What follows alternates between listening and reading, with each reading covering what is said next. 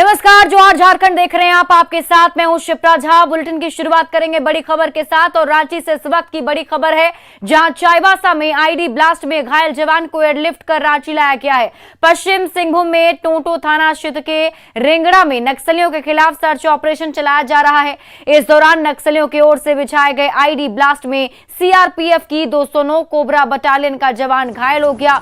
घायल जवान का नाम प्रभाकर सहनी है और ब्लास्ट की चपेट में आने से उसका बायां पैर बुरी तरह से जख्मी हो गया है। धमाके के बाद चाईबासा से एयरलिफ्ट कर जवान को रांची लाया गया है, जहां खेलगांव परिसर से ग्रीन कॉरिडोर बनाकर मेडिका अस्पताल ले जाया गया, जहां उसका इलाज चल रहा है। दो तस्वीरें आपके टीवी स्क्रीन पर मैं आपको दिखा रहे हैं। पहली तस्वीर उस वक्त की जब एयरलिफ्ट कर एम्बुलेंस के अंदर जवान को ले जाया जा रहा था। रूपाली त्रिपाठी हमारे सहयोगी अधिक जानकारी के साथ लाइव जुड़ी हुई हैं। रूपाली, क्या अपडेट है?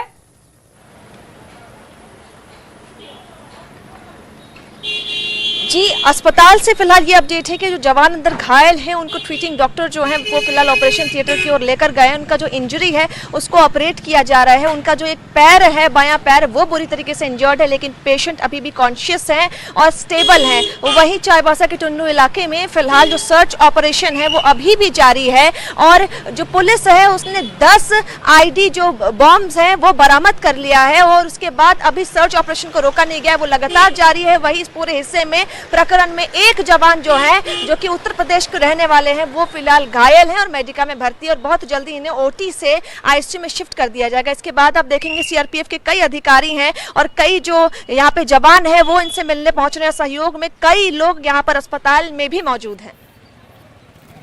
चलिए, बहुत बहुत शुक्रिया तमाम जानकारी के लिए रूपाली।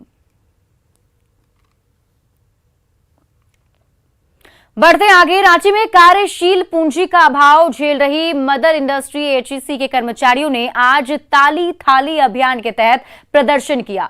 करीब 12 महीने से वेतन नहीं मिलने के बाद एचईसी कर्मचारी लगातार केंद्र और राज्य सरकार का ध्यान अपनी ओर खींचने की कोशिश कर रहे हैं।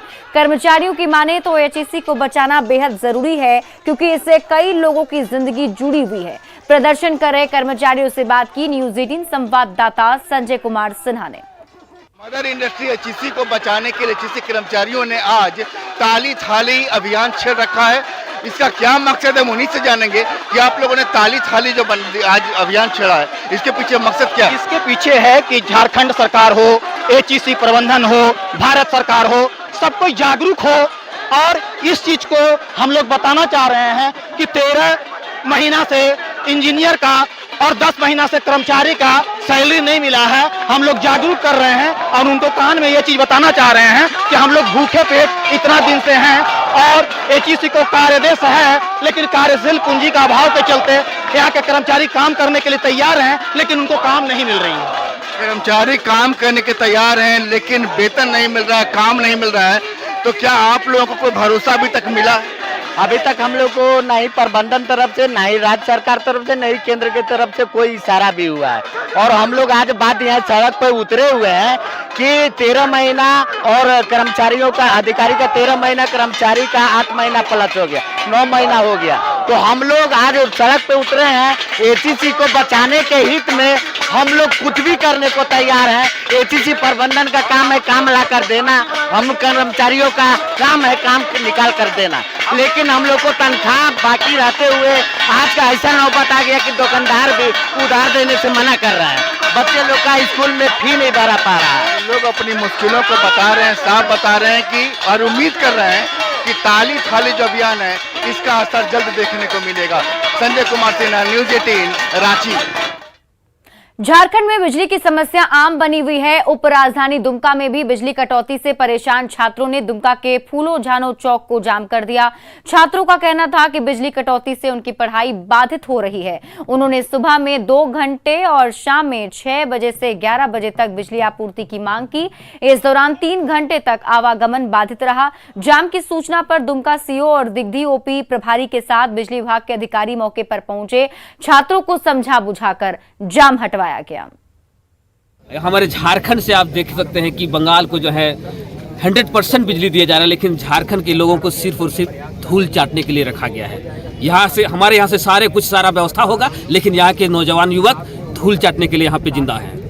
ये दुर्भाग्य की पूर्ण की बात है कि आज हम लोग पढ़ने लिखने आए थे और आज हम लोगों को सड़क पर बैठने के लिए मजबूर कर दिया गया है। ये सारा सर गलती ये हमारे बिजली विभाग के है, चूंकि मुख्यमंत्री ने खुद इनको हिदायत दी थी, उसके बावजूद भी ये इन्होंने अपना नींद नहीं खोली है। 1.5-2 सालों से हमने बोलते आया, लेकिन आज हमें मजबूरन रोड में उतरना पड़ा। और आज हम लोगों ने के रोड उतरने के बाद आज विभाग के आदमी ने अपना दुखड़ा सुनाने आया था। आज हम लोगों को हमने बोला यार, जब ST SC माइनॉरिटी का चेयरमैन जो सरकार के अंग है उनको बताना चाहिए था आपको ये चीज़। तो आज उन्होंने मेरे मांगों को माना है कि आज हम लोगों को 7 से 10:30 लाइन देंगे। यह जो हमारे बिजली विभाग के जो SDO साहब यहाँ पर उपस्थित है, उनसे हमारी वार्तालाप हुई और वार्तालाप के दरमियान में यही बात निकला कि बिजली जो है हॉस्टल के स्टूडेंट्स को या उस क्षेत्र में जहाँ के हमारे बच्चे अधिक से अधिक संख्या में पढ़ाई कर रहे हैं, तो 7 बजे से लेकर के 10:30 बजे तक जो है बिजली रहेगी, कंटिन्यू रहेगी, ताकि हमारे बच्चे को पढ़ाई लिखाई में किसी भी प्रकार की परेशानी न रहे। गोड्डा के गुदरी सब्जी मंडी में किसानों और नगर परिषद में कर्मचारी के बीच जमकर हंगामा हो गया। मंडी में सब्जी बेच रहे किसानों ने आज अब अवैध वसूली के खिलाफ आवाज उठाया तो नगर परिषद के स्टाफ ने उनका कॉलर पकड़ लिया, जिसके बाद यह हंगामा शुरू हुआ। मंडी में सब्जी बेच रहे किसानों का आरोप है कि नगर परिषद के स्टाफ उनसे अवैध वसूली करते हैं और रसीद तक नहीं देते। इधर नगर परिषद के स्टाफ ने मारपीट की घटना से इनकार किया है। मैं पहले 10 दिया था, 10 रुपए लिया, पॉकेट भर लिया, फिर इससे पूछा क्या क्या लाया, बोले वो भी लाया 5 गो, अब पालक साग धनिया लाया, तो वो बोला और 2 पैसा, ये बोला 5 रुपया और लीजिए, बोले नहीं 30 टका लेंगे, बोले फिर मैं दिया, फिर पैसा निकाल लिया, फेंक दिया, तो ये बोला हम नहीं उठाएंगे, आप फेंके आप उठाइएगा, बोले नहीं तुमको उठाना पड़ेगा, तो वही उसको कलर पकड़ लिया और पटक दिया। नगर परिषद का स्टाफ है वो जी। मारपीट मतलब मैंने बट्टी मांगे, तो चूंकि जो साग बेचता है तो उससे 10 टका लेते हैं। अच्छा, ये पहले 10 टका लेने का आदेश कहाँ से पहले? अरे तो छोटा मोटा जो है नगर परिषद से है, पैसा सब नगर परिषद में जमा होता है। इसका रसीद उसीद कुछ कटता है? देते हैं। क्या है उसका, क्या है नियम कि कितना रुपए लेना है? वो तो जैसा दुकानदार रहता है उस टाइप का है। तो उसका कुछ रसीद ये लोग को बोल रहा है कुछ नहीं दिया है। किसको नहीं दिया? ये लोग सारा दुकान नहीं, ये लोग पैसा कहाँ दिया जो देंगे अभी लोग। साहिबगंज का बरहरवा टोल विवाद में झारखंड हाईकोर्ट ने गंभीर टिप्पणी की है। हाईकोर्ट ने मंत्री आलमगीर आलम और कारोबारी पंकज मिश्रा पर लगे आरोपों को पहली नजर में सही माना और दोनों को जल्दबाजी में आरोप मुक्त करने पर चिंता जताई है।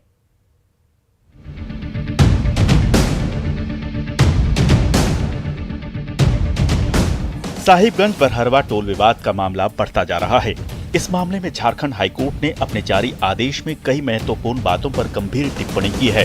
कोर्ट के आदेश में कहा गया है कि इस मामले में ग्रामीण विकास मंत्री आलमगीर आलम और पंकज मिश्रा दोनों के खिलाफ धमकी देने का मामला पहली नजर में सही मालूम होता है। कोर्ट ने ये भी कहा कि मंत्री आलमगीर आलम और पंकज मिश्रा को बचाने के मकसद से उनके खिलाफ आरोप पत्र दाखिल नहीं किए गए। प्रार्थी शंभुनंदन कुमार ने इस मामले की CBI जांच की मांग की है और उन्होंने माननीय उच्च न्यायालय ने कहा है कि प्रथम दृष्टिया ऐसा लगता है कि पंकज मिश्रा और आलमगीर आलम जी को बचाने के लिए उनके ऊपर चार्जशीट नहीं दिया गया और उनको निर्दोष साबित कर दिया।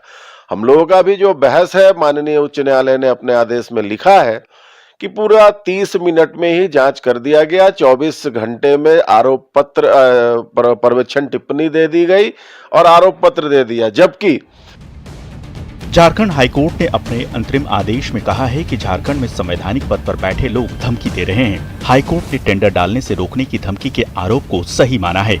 दरअसल बरहरवा टोल विवाद में 10 नामजद और एक अज्ञात अभियुक्त थे। इनमें आलमगीर आलम और पंकज मिश्रा का नाम शामिल है, लेकिन गंभीर आरोप के बाद भी दोनों को आरोप मुक्त किया गया। हाईकोर्ट ने आरोप पत्र दायर नहीं किए जाने पर चिंता जताई है। इस मामले में मंत्री आलमगीर आलम का नाम आने के बाद अब सिस्टम पर भी सवाल उठने लगे हैं। कोर्ट ने कहा है कि वास्तव में यह पहली नज़र में यह मामला पूरी तरीके से सही प्रतीत होता है। साथ ही संवैधानिक पद पर बैठा कोई व्यक्ति अगर इस तरीके से किसी को धमकी देता है तो यह कोर्ट के लिए भी चिंता का विषय है। कोर्ट ने कहा कि बहुत ही आनन फानन में इस मामले में जांच कर 2 लोगों को क्लीन चिट दे दी गई है। फिर लेकिन प्रार्थी की ओर से इस पूरे मामले की CBI जाँच की मांग की गई है। फिलहाल सभी की नजरें अब 22 दिसंबर को होने वाली सुनवाई पर है। संजय कुमार सिन्हा, न्यूज़ 18, रांची। साहिबगंज की राधानगर थाना क्षेत्र में अवैध लॉटरी बेचने वाले असराउल शेख को पुलिस ने रंगे हाथ गिरफ्तार किया है। पुलिस को लॉटरी के टिकट बेचने की गुप्त सूचना मिली थी, जिसके बाद फुगदीपुर गोहलबाड़ी बाजार में छापेमारी की गई। जब्त लॉटरी की कीमत करीब 2 लाख रुपए बताई जा रही है। आरोपी के पास से एक मोबाइल फोन भी जब्त किया गया। पुलिस की कार्रवाई से लॉटरी माफिया में हड़कंप है।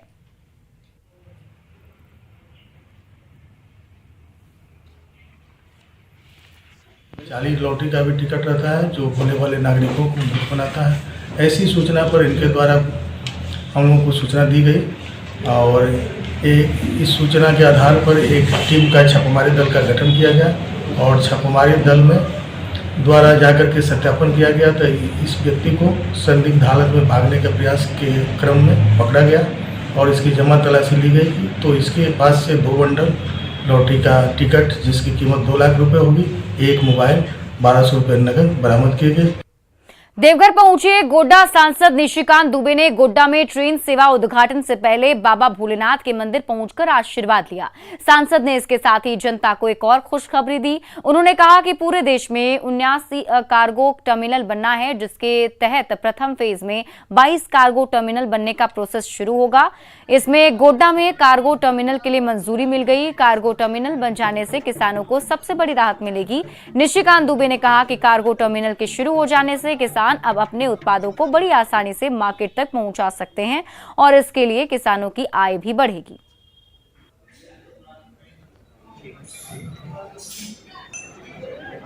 किसान के चीज हैं जिनको कि तुरंत मार्केट पहुंचाना है, क्योंकि किसानों को उचित मूल्य नहीं मिल पाता है।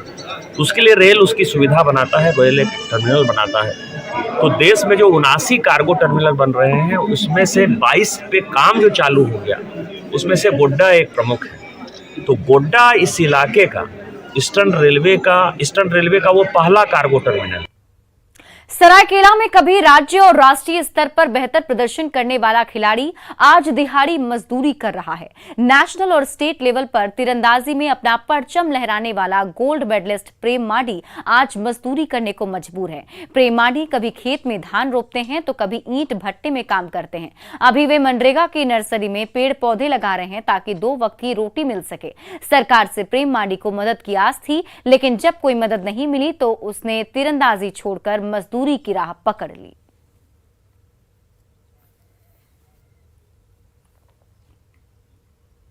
सरकार ने मेरे लिए कुछ नहीं की। कई रांची में खेल विभाग को दिए, कोई कला संस्कृति की युवा कार्य निदेशालय रांची वहां भी दिए, लेकिन अभी तक हमको कोई उसका रिपोर्ट नहीं दिया। तो इसीलिए मैं थोड़ा सा दुख हूँ, लेकिन फिर भी अभी भी लगा हूँ। जैसे हमारे यहाँ जितना भी अभी इस नामकरण से हम लोग कर दिए हैं सिद्धू कानू आर्चरी ट्रेनिंग सेंटर पिंडाबेड़ा, तो यहाँ अभी हमारे करीबन 35 से 40 बच्चे हैं जो प्रशिक्षण दे रहा हूँ।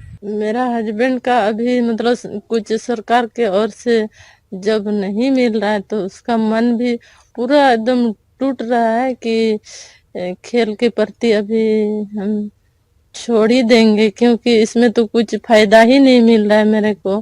फिर इतना दिक्कत हो रहा है पढ़ाई में बच्चा के लिए। और आइए अब देखते हैं झारखंड।